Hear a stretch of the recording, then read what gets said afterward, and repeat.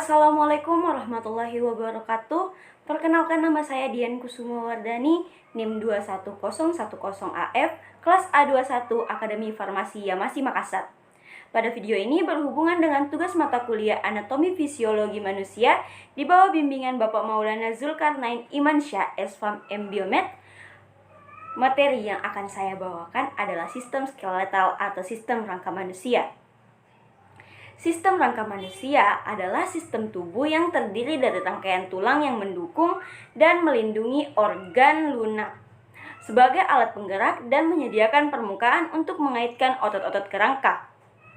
Manusia umumnya terlahir dengan 300 tulang, namun seiring bertambahnya usia, beberapa jaringan tulang akan menyatu. Teman-teman tahu tidak apa fungsi dari sistem rangka? Sistem rangka memiliki 7 fungsi.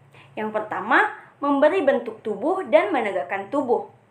Adanya fungsi rangka ini memberikan bentuk tubuh serta mampu menegakkan tubuh pada seseorang. Beberapa susunan tulang yang ada pada tubuh manusia seperti tulang kaki dan tulang belakang memiliki fungsi untuk menegakkan tubuh. Fungsi tinggi dan rendahnya seseorang bergantung pada kerangkanya. Susunan tulang-tulang tengkorak dan tulang pada bagian depan memberikan fungsi untuk membentuk tubuh manusia.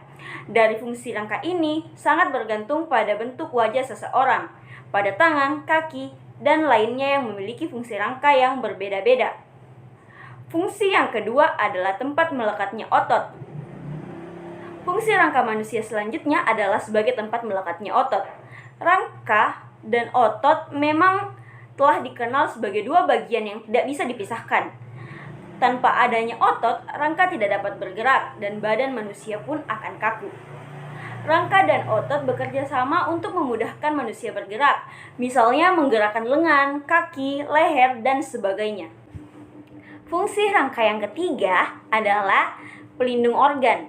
Rangka tubuh manusia yang merupakan susunan dari tulang-tulang adalah bagian tubuh yang paling keras.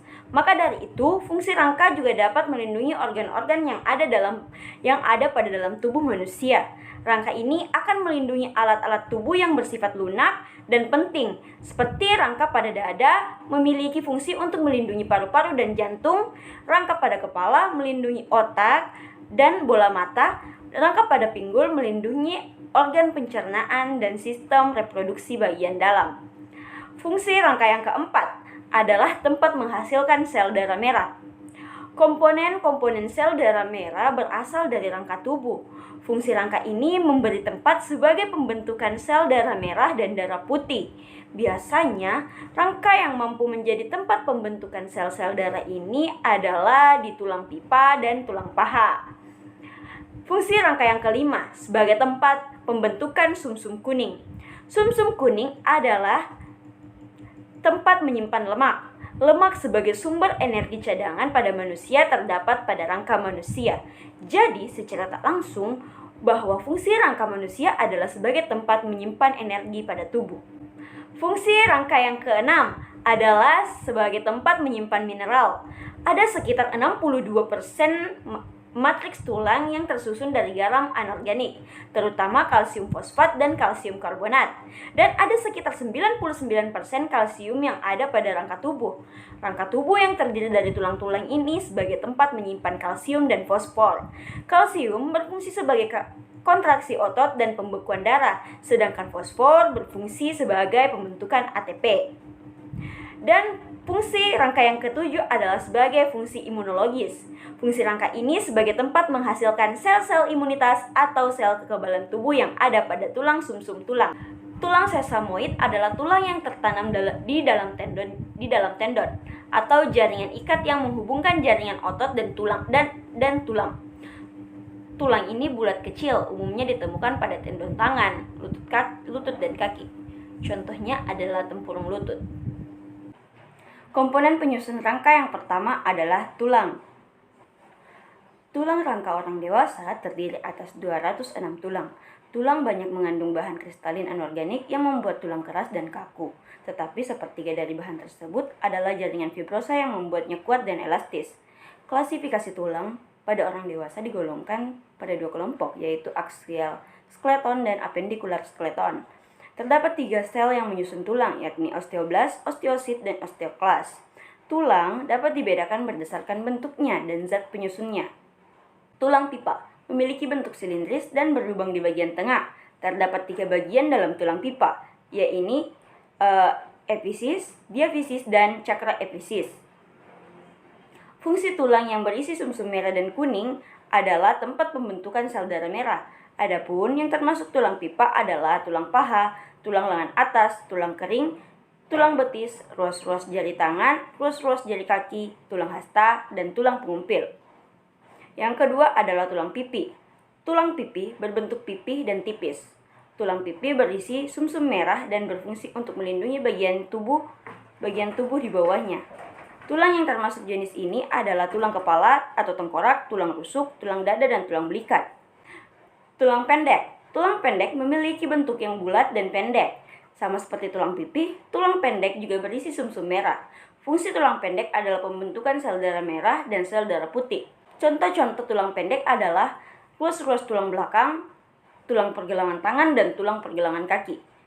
Selanjutnya ada tulang tak beraturan. Sesuai dengan namanya, tulang ini tak beraturan dan tidak memiliki bentuk yang kompleks. Adapun tulang yang termasuk tulang ini adalah tulang rahang, tulang kepala, dan tulang ruas-ruas tulang belakang. Dan terakhir ada tulang sesamoid, adalah tulang yang tertanam di dalam tendon atau jaringan ikat yang menghubungkan jaringan otot dengan tulang. Tulang ini bulat kecil dan ditemukan di tendon tangan, lutut, dan kaki. Contohnya adalah tempurung lutut. Komponen penyusun rangka adalah yang kedua adalah sendi. Sendi adalah bagian yang menghubungkan tulang dan membantu tubuh bergerak. Jumlah sendi setiap orang berbeda satu sama lain. Setidaknya ada 200 hingga 350 sendi yang menghubungkan tulang-tulang kita. Sendi berperan penting dalam sistem gerak. Tanpa persendian, tentunya manusia kesulitan untuk bergerak. Sama halnya dengan tulang, peran vital sendi ini perlu didukung dengan makanan bergizi. Oleh karenanya, memahami bagian ini membantumu menyadari pentingnya menjaga persendian yang sehat agar tubuh bisa bergerak aktif tanpa masalah. Sendi dibedakan berdasarkan jangkauan geraknya. Sendi ini terdiri atas 3 macam. Sendi yang pertama adalah sendi mati. Sendi mati tidak memiliki rongga sambungan, tetapi menyatu dengan adanya fibrosa, misalnya kolagen. Sendi ini tetap ada pada tempatnya sehingga tidak menyebabkan pergerakan. Contoh sendi mati yang paling mudah dikenali adalah sendi di tengkorak bayi. Pada bayi, bagian tulang-tulang tengkorak di ubun-ubun disatukan secara fleksibel dengan suturan dan kemudian mengeras menjadi tulang saat usia bertambah. Contoh lainnya adalah fibrosa yang menghubungkan tulang gigi dan rahang. Sendi yang kedua adalah sendi kaku. Sendi kaku merupakan bagian sendi yang bisa bergerak secara terbatas. Sendi ini merupakan tulang rawan yang menyatukan tulang-tulang tanpa rongga sendi. Contoh sendi kaku adalah sendi yang mempertemukan tulang simfisis pubis pada area panggul dan bagian ini sedikit bisa digerakkan meskipun terbatas. Kemudian sendi gerak atau sendi sinovial. Berbeda dengan sendi mati dan kaku, sendi gerak memiliki rongga sendi dan memiliki kemampuan untuk bergerak. Adanya rongga, jaringan fibrosa, dan cairan volumes atau cairan sinovial pada sendi membuat tubuh lebih mudah bergerak. Sendi gerak sendiri memiliki banyak jenis tipe. Kalian mau tahu tidak apa saja? Tipe-tipe sendi gerak. Yang pertama adalah sendi putar. Ciri khas sendi putar adalah kemampuannya untuk menggerakkan tulang dan dalam gerakan memutar atau rotasi. Contoh sendi putar adalah sendi di bagian leher. Sendi putar ini membuat bagian kepala kita bisa bergerak memutar. Kemudian, sendi yang kedua adalah sendi geser.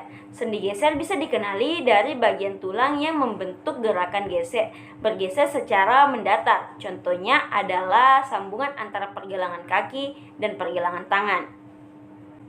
Kemudian sendi engsel. Sendi engsel bergerak seperti cara kerja engsel pintu, membantu tulang bergerak searah menyerupai pintu yang dibuka tutup. Contohnya adalah sendi di bagian lutut dan di bagian siku yang membengkok. Kemudian ada sendi gulung. Sendi gulung ditandai dengan adanya rongga sendi pada bagian ujung tulang yang membentuk bulat. Persendian ini menghasilkan 2 gerakan sumbu, arah secara fleksibel. kecuali gerakan memutar. Contoh sendi ini adalah sendi yang ada di antara rahang serta di antara tulang telapak tangan dan tulang jari tangan. Kemudian ada sendi peluru. Sendi peluru merupakan jenis sendi yang berbagai macam gerakan bisa ke segala arah, termasuk gerakan memutar. Sendi peluru memiliki rongga sendi yang tulang dan ujungnya bulat seperti bola. Contohnya adalah di bagian panggul, seperti tulang paha. Contoh lainnya adalah di bagian bahu yang menghubungkan tulang belikat dan tulang lengan. Kemudian sendi yang terakhir adalah sendi pelana, membantu gerakan tulang ke berbagai arah, yakni ke samping, kiri, kanan, serta gerakan ke depan.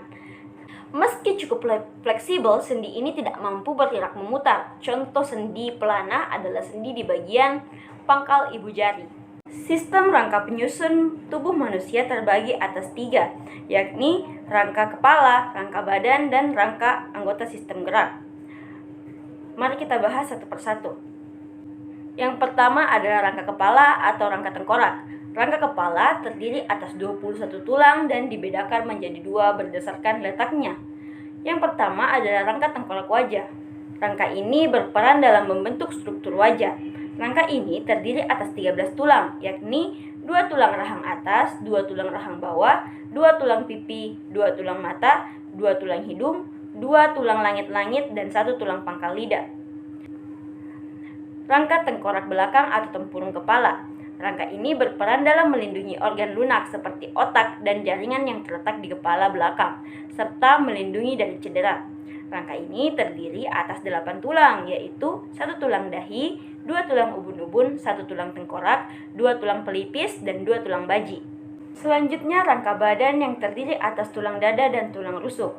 Tulang dada adalah tulang yang memiliki bentuk pipih dan ada pada bagian tengah dada. Pada sisi kanan memiliki lekat yakni tempat rusuk menempel. Tulang dada dan tulang rusuk tersebut akan memberi perlindungan untuk jantung, paru-paru, dan pembuluh darah besar dari trauma dan kerusakan. Tulang dada juga berfungsi sebagai kerangka atau menentukan struktur badan manusia, melindungi organ lunak yang terletak pada rongga dada, dan serta membantu pernafasan. Tulang dada terdiri atas tulang dada hulu, tulang dada badan, dan tulang dada tajuk perang. Kemudian tulang rusuk. Tulang rusuk merupakan struktur utama dari rongga dada yang melindungi organ-organ yang ada di bagian rongga dada. Tulang rusuk terdiri atas 7 pasang tulang rusuk sejati, 3 pasang tulang rusuk palsu, dan 2 pasang tulang rusuk melayang. Di bagian atas tulang rusuk terdapat rangka bahu yang terdiri atas 1 tulang selangka dan 1 tulang belikat. Kemudian ada tulang belakang. Tulang belakang memiliki peran penting dalam menopang tubuh manusia. Dengan mengenali struktur tulang belakang, Anda dapat memahami fungsinya lebih dekat dan mengantisipasi gangguan yang terjadi. Tulang belakang berfungsi sebagai penyangga kepala, bahu, dan tubuh manusia agar mampu berdiri dengan tegak, duduk, berjalan, dan bergerak dengan fleksibel. Struktur tulang belakang terdiri atas 3 lengkungan alami yang berbentuk seperti S. Jika dilihat dari samping, ketiga lengkungan ini meliputi tulang leher, tulang punggung tengah, dan tulang punggung bawah. Jika digabungkan, ketiga lengkungan tersebut memiliki 33 ruas tulang yang bertumpuk. Tulang belakang terdiri atas 33 ruas tulang yang terbagi menjadi 5 bagian, yaitu 7 ruas tulang leher, 12 ruas tulang punggung atas, 5 ruas tulang pinggang, 5 ruas tulang kelangkang yang menjadi 1, dan 4 ruas tulang ekor yang juga menjadi 1. Kemudian ada tulang panggul. Anatomi panggul memiliki peranan penting bagi tubuh manusia secara keseluruhan. Oleh karena itu, penting untuk selalu menjaga kesehatan tulang panggul agar terhindar dari berbagai penyakit yang dapat terjadi pada tulang. Tulang panggul menjadi penyambung antara tubuh bagian atas dan tubuh bagian bawah. Tulang ini terdiri atas tulang usus, tulang kemaluan, tulang duduk, dan tulang gelang panggul. Kemudian, bagian ketiga dari rangka manusia adalah sistem gerak atau anggota gerak. Sistem gerak merupakan kesatuan di tubuh manusia yang membuat tubuh manusia dapat bergerak seperti yang dikehendaknya. Rangka anggota gerak berbentuk pipa dan berruas-ruas. Rangka anggota gerak terdiri atas anggota gerak atas dan anggota gerak bawah. Anggota gerak atas, tulang-tulang anggota gerak atas atau tangan yaitu tulang lengan atas, tulang hasta, tulang pengumpil, tulang pergelangan tangan, tulang telapak tangan, tulang ruas-ruas jari, dan beberapa fungsi dari alat gerak atas adalah untuk memegang benda, menulis, menggambar, dan berbagai hal. Kemudian, anggota gerak bawah. Tulang-tulang anggota gerak bawah atau tungkai yaitu tulang paha, tulang kering, tulang betis, tempurung lutut, tulang telapak kaki, dan ruas-ruas jari kaki. Adapun fungsinya adalah menopang tubuh dan mengatur gerakan ketika berjalan. Adapun penyakit-penyakit yang menyerang sistem skeletal adalah yang pertama, osteoporosis. Osteoporosis merupakan kondisi di mana pembentukan jaringan tulang baru tidak dapat mengimbangi penghancuran jaringan tulang lama yang telah rusak. Kemudian rakitis dan osteomalacia. Rakitis adalah suatu kondisi yang mempengaruhi perkembangan tulang pada anak-anak. Sementara pada orang dewasa rakitis dikenal dengan osteomalacia atau tulang lunak. Yang ketiga adalah infeksi tulang atau osteomyelitis. Merupakan peradangan pada tulang yang umumnya disebabkan oleh infeksi bakteri. Tumor tulang. Ketika sel-sel di tulang tumbuh tidak terkendali, dapat terbentuk suatu gumpalan jaringan yang disebut dengan tumor. Tumor pada tulang biasanya bersifat jinak, namun tetap bisa membuat jaringan tulang yang sehat di sekitarnya menjadi rusak dan lemah. Hal ini kemudian menyebabkan tulang rapuh dan mudah patah. Lanjut, ada penyakit Paget. Penyakit Paget merupakan kelainan kronis yang menyebabkan tulang tumbuh lebih cepat, namun rapuh. Akibatnya, tulang mudah mengalami kerusakan dan perubahan bentuk. Dan terakhir, ada osteogenesis imperfect. Osteogenesis imperfecta atau OI adalah kelainan genetik yang diturunkan dari orang tua di mana formasi tulang tidak sempurna sehingga mudah patah. Selain patah tulang, OI juga dapat menyebabkan otot lemah, gigi rapuh, dan tulang belakang melengkung dan hilangnya pendengaran. Kelainan tulang bisa terjadi pada siapa saja. Kelainan tulang yang disebabkan oleh faktor keturunan atau kelainan genetik mungkin tidak dapat dicegah. Namun, kelainan tulang karena faktor luar dapat dicegah dengan beberapa cara berikut. Seperti yang pertama, menambah asupan kalsium dan vitamin D. Yang kedua, rutin berolahraga. Yang ketiga, menjaga berat badan ideal. Yang keempat, menjalani pemeriksaan kepadatan tulang. Selain itu, melakukan beberapa hal di atas penting, namun juga penting menghindari konsumsi minuman beralkohol dan berhenti merokok guna mencegah terjadinya kelainan tulang. Lalu lakukanlah pemeriksaan ke dokter. Itulah tadi pemaparan dari saya. Semoga dapat bermanfaat bagi kita semua. Kurang dan lebihnya mohon dimaafkan. Wabillahi taufiq wal hidayah. Wassalamualaikum warahmatullahi wabarakatuh.